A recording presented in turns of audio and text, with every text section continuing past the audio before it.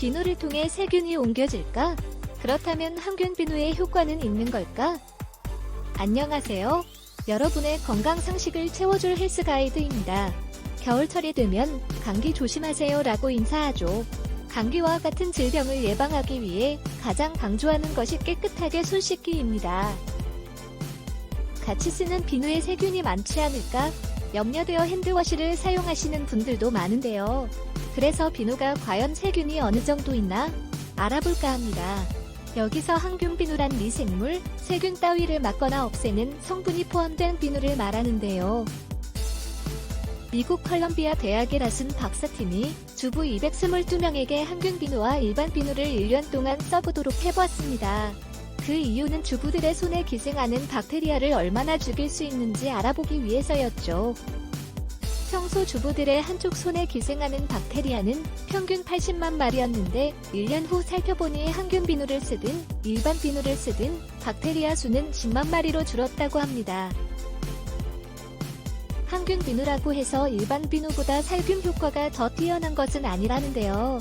미국 국립보건원도 그 두 비누의 살균 효과에는 별 차이가 없다고 밝힌 바 있습니다. 그런데 항균 비누는 오히려 항균 물질에 대한 저항력만 길러준다는 지적들도 적지 않은데요. 미국 질병통제예방센터 CDC는 항균 비누를 자주 사용하면 약한 박테리아만 죽고 항균 물질의 내성을 가진 대장균, 황색포도상구균과 같이 저항력이 강한 박테리아만 살아남아 건강을 해칠 위험성이 있다고 합니다. 이런 박테리아들을 슈퍼박테리아라고 하는데 이들의 출현을 경고하는 과학자들도 많이 있다고 하네요. 더욱이 대부분의 질병은 박테리아가 아니라 바이러스가 일으키죠. 그런데 항균 비누로는 바이러스를 막을 수 없다는데요. 항균 비누는 세균을 죽이는 게 아니라 세균의 힘만 키워줄 수 있다는군요. 또한 항균 비누에 든 박테리아 살균 성분이 효능을 발휘하기 위해서는 최소한 2분 이상 기다렸다가 수건을 사용해야 하는데 그만큼 참을성 있는 사람이 과연 몇 명이나 될까요? 그래서 미국 질병통제예방센터는 항균 비누를 사용하는 것보다 일반 비누와 따뜻한 물로 자주 씻는 게 훨씬 더 효과적이라고 조언합니다. 그러나 지나치게 자주 씻어도 문제가 되는데요. 시중에 판매되고 있는 대부분의 비누 제품은 피부에서 자연적으로 분비되는 피부 보호 물질을 벗겨내기 때문에 세균의 침투를 오히려 도와줄 수 있는데요.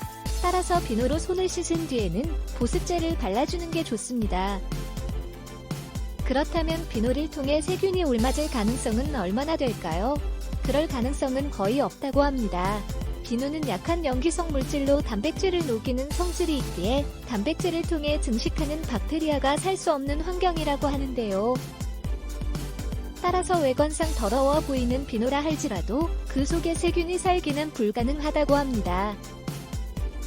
이와 관련하여 여러 실험들이 이루어진 적이 있는데요. 실험 참여자의 손에 여러 균을 오염시킨 뒤 비누를 사용하게 하였는데 이 비누를 다른 사람이 사용했을 때에 다른 사람의 손에서는 균이 발견되지 않았다고 하네요. 또한 병원균을 비누에 직접 주입한 후에 오염된 비누로 손을 씻은 뒤 세균 감염을 실험한 적이 있는데요. 이때 역시 비누를 사용한 후에 참가자의 손에는 병원균이 발견되지 않았다고 합니다. 자주 사용해 더러워진 비누 색이나 모양은 다소 좋지 않지만 그래도 여전히 위생을 위해서는 사용하는 것이 훨씬 좋다는 사실 참고하셨으면 좋겠어요.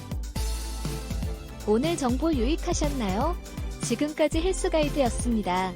오늘도 평안하세요.